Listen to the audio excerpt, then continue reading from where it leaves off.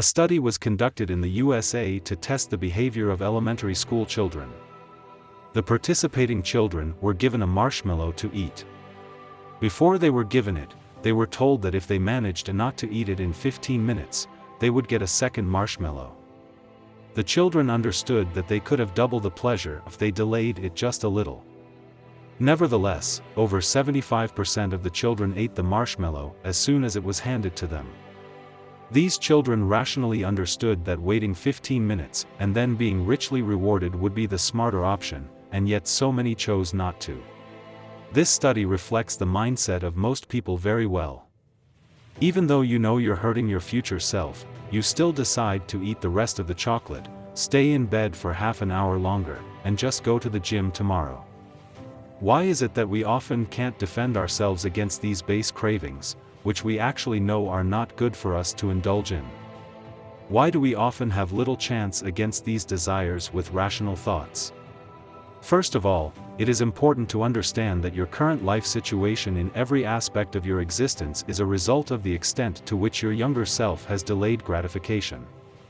Every cheat meal is extra body fat for your future self. Every dollar you are spending, you are stealing from your future self. You need to understand that the situation you are in right now is the direct result of you choosing to consume pleasure at this moment instead of saving it for your future self. The term instant gratification describes exactly this phenomenon. Instant gratification activities are activities that bring you an immediate reward, usually in the form of dopamine release in your brain. Such activities include video games, social media consumption, adult videos, eating junk food, and many more. These activities give you an instant dopamine rush without you having to do anything. There's a reason these activities are so addictive. You feel instant gratification without the discomfort that usually comes with it. Before the internet existed, highly rewarding activities required exposure to high levels of discomfort, which took a lot of courage and discipline. Female intimacy, for example. To get this, our ancestors had to go out into the real world, approach women and get rejections, while all you have to do is to click on your favorite adult video site. The same is true for video games. Our ancestors had to travel through dangerous landscapes and expose themselves to wind and weather to discover new worlds and seek adventures.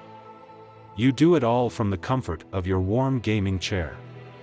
Modern technology makes it so easy to get your dopamine from the internet these days, but what you don't understand is that it's destroying you at the same time. Now we have clarified that your current life situation and self-image are the result of how much gratification your younger self has delayed. It's like there are two personalities living inside you. Your past self and your present self. When you understand this, you realize why you don't actually love yourself as much as you would like to. It can all be related back to how much comfort your younger self has sacrificed for your current self. How can you love yourself if you sabotage your future self in the present? If you procrastinate studying, it will result in lower grades for your future self. If you eat that big burger now, that's extra body fat for your future self, who really wanted a six-pack. If you consume adult videos and release your semen now, you will deprive your future self of discipline and energy. How can you expect your future self not to hate you if you sabotage it out of comfort in the present? Think about the opposite. Think about what it would be like to look back with pride on your younger self. What it would be like if that other person had worked for you then, instead of cashing out in the moment and leaving the work for you in the future. You need to develop the habit of working for the future version of yourself. Let's say you start going to the gym and try to build muscle. Right now you are investing in your future without being rewarded for it in the present. You are making an advance investment, so to speak, in your future self.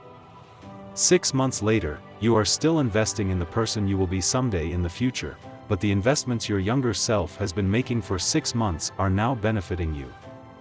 Now you are in a state where you are still investing in the future, but your current self is already enjoying the investments of 6 months ago.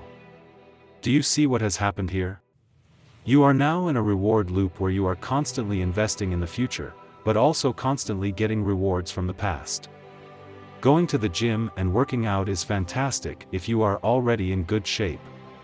You're experienced, you look good, and then you make even better progress because your motivation curve rises even higher. Only the initial investment was exhausting and you didn't see any results yet. Now that the ball is rolling, suddenly everything is different. This phenomenon is also true in every other area of life. This is also the reason why the majority of all projects, business ideas and diets fail in the first months. You work without being rewarded, and that is not very motivating. What people fail to understand is that it is necessary to stick it out for a certain amount of time without expecting rewards until momentum is built up and motivation kicks in on its own. Business is a lot more fun when you're actually making money. Studying is a lot more fun when you're actually getting good grades.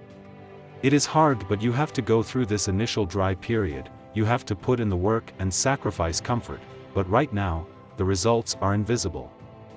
This is the quitting zone. Average people quit here when they have to put in the work, but there are no results to show.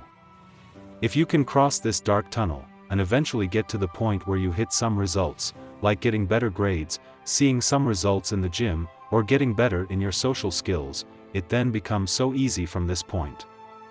You are then much more motivated and have developed a habit for it, which makes it even easier for you. You have to cross this gap, where you only have the pain and none of the reward. You have to get that mindset, that the reward during this dark period of no gains and no rewards, is simply the fact that you are progressing to the point at which you will get the reward. This sentence has changed everything for me, and if you feel anything like me, write it down, and start implementing it. Most men are not willing to give up comfort for their future self and are therefore trapped in an endless loop of self-hatred. Your subconscious mind knows what is good for you and will punish you for living destructively and depriving your future self. There are so few people in this world who really understand this and live by it. Be one of them.